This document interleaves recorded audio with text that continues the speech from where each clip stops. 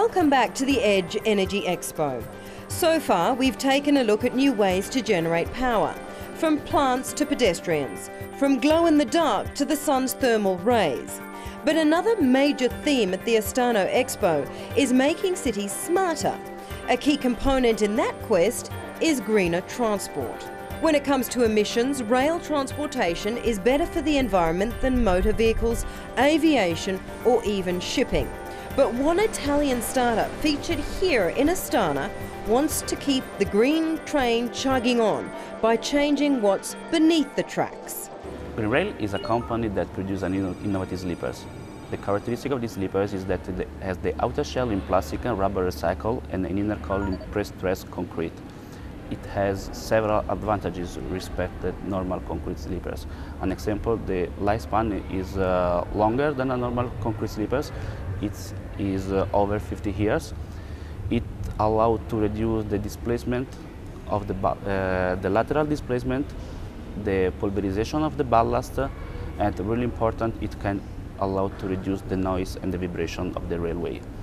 And really important is that Green Rail sleepers is the only sleepers that allow to recover up to 35 tons of plastic and end-of-life tires per each kilometer of line.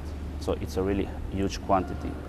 Are they much more expensive to produce than your normal railway sleeper? It is a good question. It depends because each country's its railway has a different technical characteristic. An example, in Italy, we are able to enter in the market with a price that is 10% less of a normal concrete sleepers. But if you consider that also the sleepers Green Rail allowed to reduce the maintenance costs up to 2.5 times of a normal concrete sleepers, we are talking about a really huge amount of money. In fact, it's estimated that these sleepers could reduce maintenance costs by up to 50% and significantly cut the cost of the monitoring that pure concrete sleepers constantly need.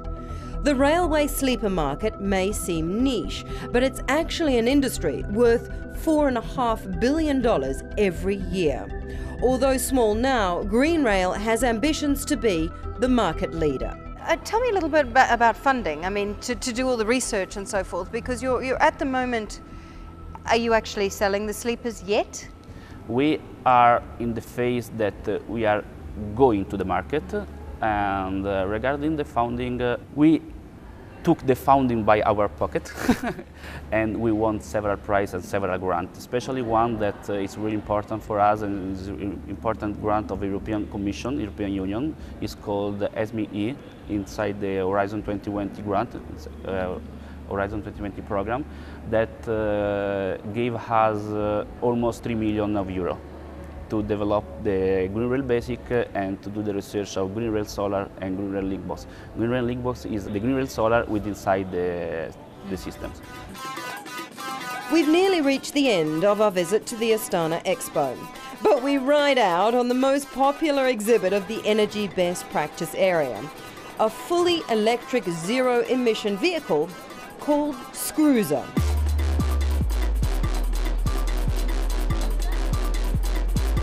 The price tag for this may seem a bit steep at around $5,000, but then again, you're getting a brand new innovative design that didn't get developed by a big player.